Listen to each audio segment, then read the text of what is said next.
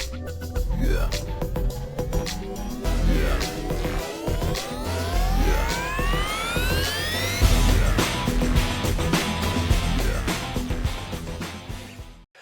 What's up, everybody? Ryan the Mighty Quinn here, the Cornerman _ MMA. Oh, before I forget, like, subscribe, share. Please tell your friends about the movement. We are going to bridge the gap between fighters and commissions, get the changes we seem fit, or get the knowledge that we seem fit to not make those changes. So, going forward. So today's episode, we're talking about in terms of the Cornerman project. We're going to talk about the MMA scoring and the most prominent piece of scoring in mixed martial arts. This is the meat and potatoes that you're looking to do. This is the overall goal and accomplishment to win a mixed martial arts bout, to win a fight. I like to say bout because we break it down, especially when you read the rules. You want to read round. You want to win rounds. You got to win rounds to win a fight, unless you knock them out. I never knocked anybody out. I only knocked out like one or two people. So I don't know about that. But anyway, so the overall way to win a fight is to score damage in mixed martial arts. What is scoring damage? First of all, why is it that? This is a damage game, as Andy Foster put it when he was on here. We're looking for damage. It's a fight. That's exactly what we got to get the damage. Now, and let's face it, the fans, the media, you love it. Don't pretend you don't. You love it. This is you didn't tune in here to see you didn't watch the UFC this weekend to see a nice single leg being landed, somebody run the pipe, somebody's transitioned to a double leg, a sweet guard pass. Yeah, some submissions you find cool, but let's face it, you want to see the blood and guts. You want to see people get knocked out. And so I think that this is another reason why I don't think the media and the fans should take this fight. I think that you don't realize how much you love the MMA rules that are at hand. Now, this is a damage fight. Now, this also goes into why the CompuStrike system is flawed, and it's a false sense of the scoring because they're not scoring. It's not point sparring. We're looking for damage. Impact, as it's called, impact/damage, as it's called in the rule books. It's actually officially impact in the scoring, but parentheses damage. They want to call it what it is, so we, in layman's terms, can understand. So you're going to hear me calling it damage going forward, but it's actually an I. 3Ds, but it's I. Anyway, so that's why we're not looking for point sparring. The point sparring is later down the ladder. Now this is damage is the meat and potatoes up here, and then let's say both fighters cause enough damage, then you go down to the next row. Then we look for the point sparring, who's trying to control the fight.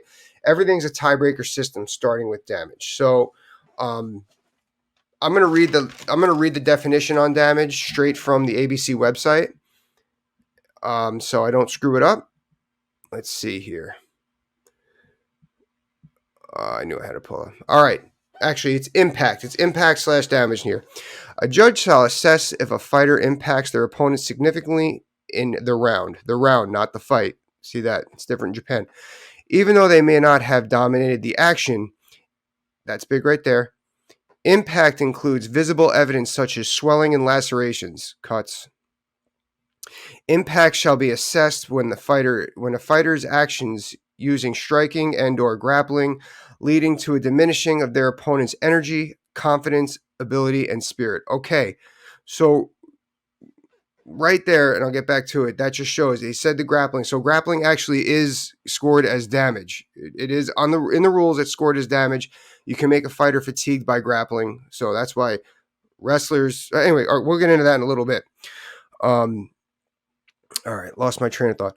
All of these come as a direct result of impact/damage. When a fighter is impacted by strikes by lack of control and or ability, this can create defining moments in the round and shall be assessed with great value. Boom. There it is, right there. Read it right there. Now, a couple things I take from this. All right, first off, I want to go on the grappling part. Now, I don't think that the judges, and we want to see a fight, I get it, but I think that for lack of a better word, cosmetic stuff, the cuts, the facial, like the stuff we see on the outside, the cosmetic damage, cuts, lacerations, wounds, swelling,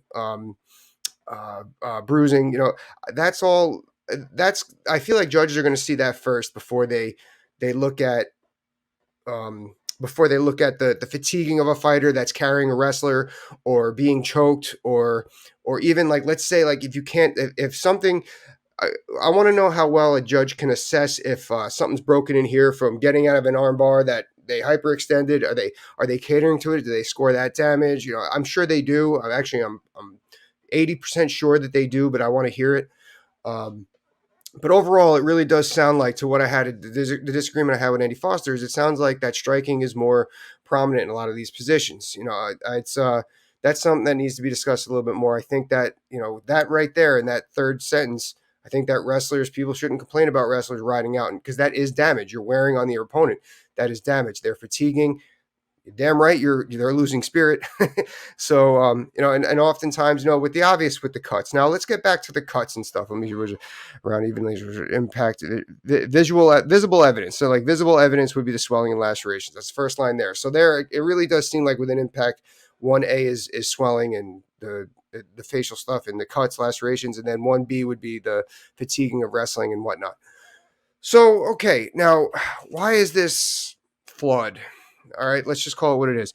This makes me think of, my conversation with Dean Thomas. He's like, what if, genetically speaking, a fighter, he cuts he cuts easier than his opponent. That's totally the case. I remember when we were training, we used to always say, the East, like, people in Europe, there's a certain area in Europe that, they cut really easy like paper here, and we used to always just say that if we ever had to fight them.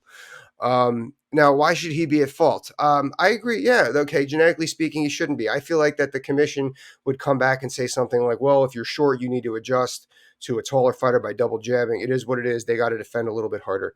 That's what I think. I don't think that this fighter should be put at fault, but that's another reason why this doesn't really add up, so to speak. But the one that sticks with me the most is, this makes me think of two fighters, three now. Like the later one, you're gonna know probably better. A lot of you didn't watch fighting back. Well, it makes me think of Marcus Davis, Vanderlei Silva, Darren Elkins. And I know their pictures are going up because my editor, Raquel Rivera, is really good at her job, and I sent her these pictures to put up. So take a look at those. But anyone, if you ever need any editing, check out Raquel Rivera. She's always tagging my stuff on Instagram. You can inbox me on here, and she'll get you in touch with it. She'll get it done for you. But why do I think of these fighters? A lot of these fighters, they were habitual bleeders in fights. Why were they habitual bleeders in fights? They had a lot of scar tissue built up from previous fights. Now, as we saw here in the rules, let me see. Now, the damage is scored per round.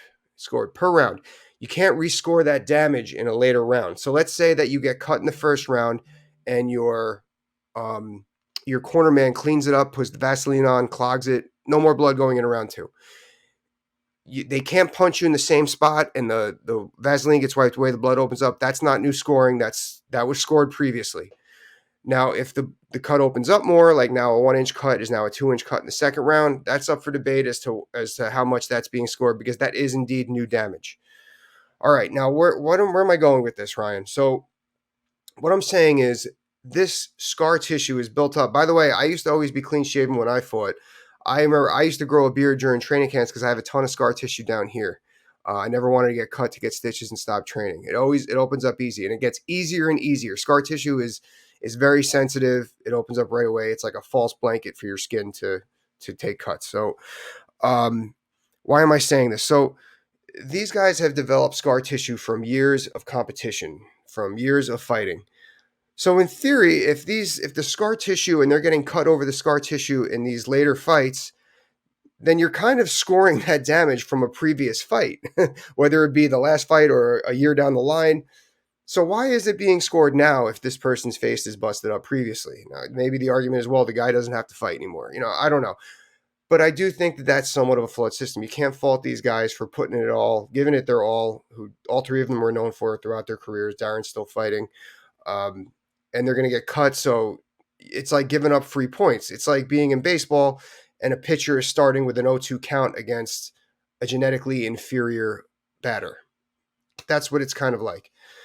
So that's why I think it's a little score. We talked about how you can't rescore it. Now, should damage be the overall? Maybe. Maybe. I kind of like that it's the scoring. I kind of like that it's it's our main focal point. At least we know we have a main focal point. That's part of the issue that a lot of the general public, a lot of fighters don't realize, that this is not just opinion. This is the game we are playing. We are playing a damage game, as Andy Foster told me. I do like that. I don't think that it's as fair as they say it is. I think that a lot of the grappling gets overlooked. I have been very big on that choke should be more heavily favored. Submission attempts, I think that most submission attempts are a lot more damaging than jabs that are landed. I'm not alone on that. We could go over a few of those. But yeah, guys, that's what I got. I thought this was a great piece. We're going to go down this ladder as this project goes on, or up the ladder, however you want to look at it. In the thumbnail, it shows it at the bottom, like the bread and the food pyramid. Um, Please, again, like, subscribe, share. We got a lot of good stuff coming up. I spoke with Mike Brown last night, best coach in the world. He's going to tell us about what he thinks changes should be made, or what frustrations he's had seen as both the fighter and the coach. We're going to talk with Tisha Torres about her fight with Mackenzie Dern. I felt she won. Obviously, she felt she won. But yeah, guys, that's what we got. Tune in. Bye.